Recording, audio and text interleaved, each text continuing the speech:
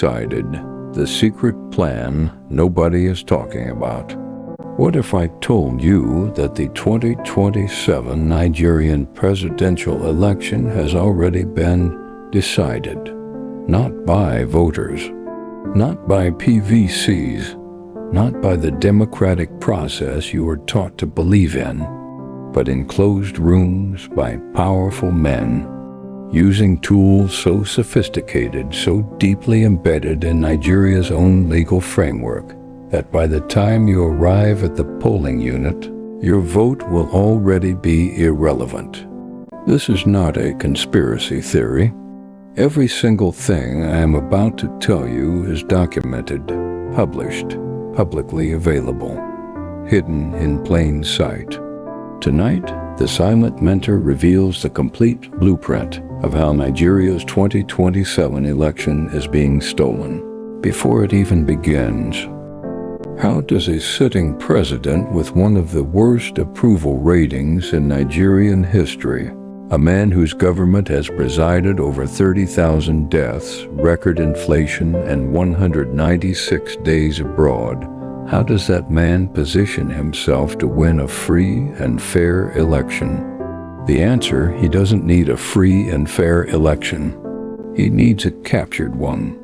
And the evidence published by Punch Nigeria, African Arguments, Yiaga Africa, and Nigeria's own civil society organizations suggests that the capture is already complete. Let us show you exactly how. Every election starts with a referee. In Nigeria, that referee is INEC, the Independent National Electoral Commission. The word independent is doing a lot of work in that name, because INEC Chairman Professor Joash Amupitan has been irredeemably exposed as a possible PC plant in Nigeria's electoral prospects, including being blackmailed, which he has not denied. He has resisted all calls to resign. Think about what that means. The man responsible for conducting Nigeria's most consequential election in recent history is suspected of being a plant for the ruling party, has been blackmailed, has not denied it, and is still in his position, still signing documents, still making appointments, still overseeing preparations for 2027. And it gets worse. Security agencies maintaining a partisan posture threatens the credibility of any election, regardless of whether all other elements of electoral integrity are in place.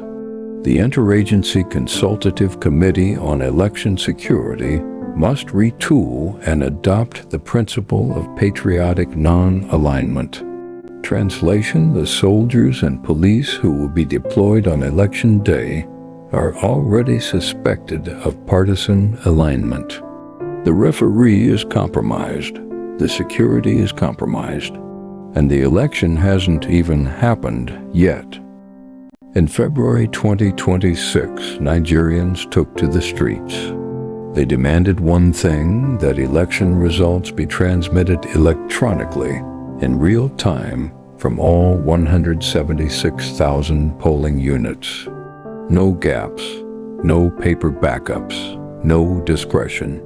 Just transparent digital transmission that every Nigerian could verify on their phone. Before its passage into law, many Nigerians had trooped to the streets to protest the Senate's refusal to accept real-time transmission of results into law. Instead, lawmakers altered Clause 63 to add conditionalities that create loopholes and wriggle room for those who want to manipulate elections and subvert the people's will. The Electoral Act 2026, irresponsibly shoved into play by Akpabio's Senate, contains a manual transmission proviso allowing results to revert to paper-based collation if technology fails. It has been dismissed by opposition parties and civil society as a legalized manipulation loophole ahead of 2027. In plain language, they built a legal escape hatch into the Electoral Act itself. If the electronic system conveniently fails on election day for presidential results only, as it did in 2023, it is now legally permitted to revert to manual collation, where results can be altered, where documents can be swapped, where Nigeria's votes go to die. But perhaps the most chilling evidence that 2027 is already being decided is what has happened to Nigeria's opposition in the last 12 months. 5 opposition governors defected to a PC within 6 months. Courts have reshaped PDP, Labour Party, and a DC leadership at politically sensitive moments. The ADC-led coalition collapsed, leading to the emergence of the newly registered Nigeria Democratic Congress, all before Tinubu has even declared he will run again. 5 governors in 6 months, all moving to the ruling party, all citing personal conviction, all doing it simultaneously. In the 12 months before the most consequential election in Nigeria's recent history, Nigeria's democracy stands at a critical juncture. Will the nation's political landscape be shaped by the machinations of power brokers and the self-serving agendas of political opportunists, or will the foundational principles of the rule of law ultimately triumph? That question, asked by Nigeria's own analysts, contains within it the uncomfortable acknowledgement that power brokers are already shaping the landscape.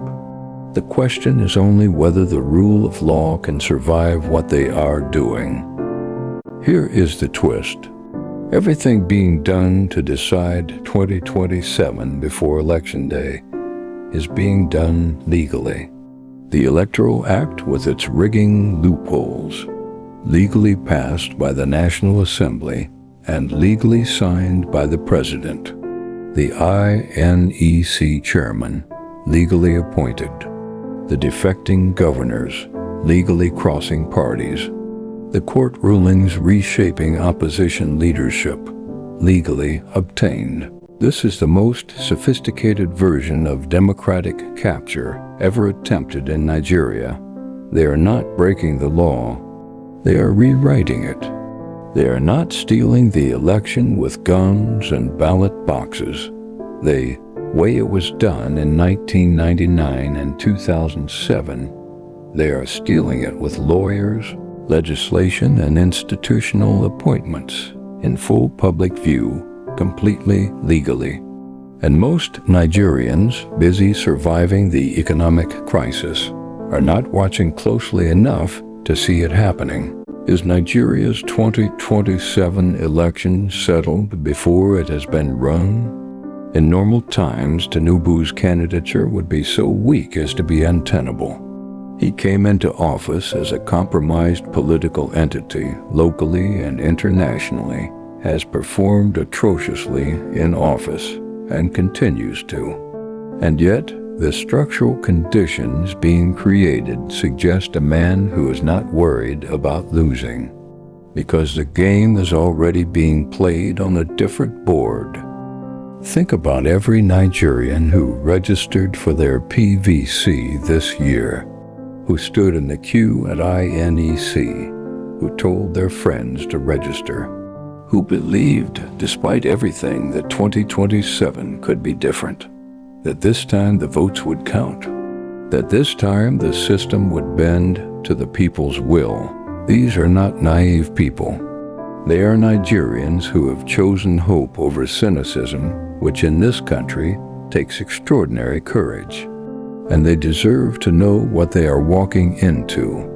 They deserve to know that the INEC chairman overseeing their election has been accused of partisan compromise, that the Electoral Act guiding their vote has a legal rigging loophole built into it, that the opposition their vote depends on has been systematically dismantled by courts and defections, They deserve to know all of this, not so they give up, but so they show up anyway, in numbers so overwhelming that even the most sophisticated system of legal capture cannot absorb them, because that, ultimately, is the only weapon democracy gives ordinary people, and it has to be enough.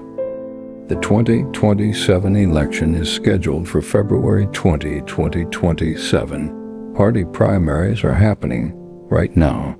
The INEC chairman is still in his position. The Electoral Act with its rigging loophole is already law. 5 opposition governors have already crossed. The courts are already reshaping party structures. A pro-democracy group warned just yesterday that manipulating the 2027 elections could plunge Nigeria into a crisis that threatens the country's stability and democratic future. Not could damage democracy, could threaten the country's stability. That warning from Nigerian civil society published yesterday is the sound of people who can see exactly what the silent mentor has shown you tonight. The question is no longer whether the system is being captured. The evidence says it already has been. The only question that matters, is whether enough Nigerians will show up on February 20th, 2027 in numbers so large that even a captured system cannot swallow their collective will. The silent mentor, because history whispers. We listen. Subscribe now, because the next secret is the one they are counting on you never finding out.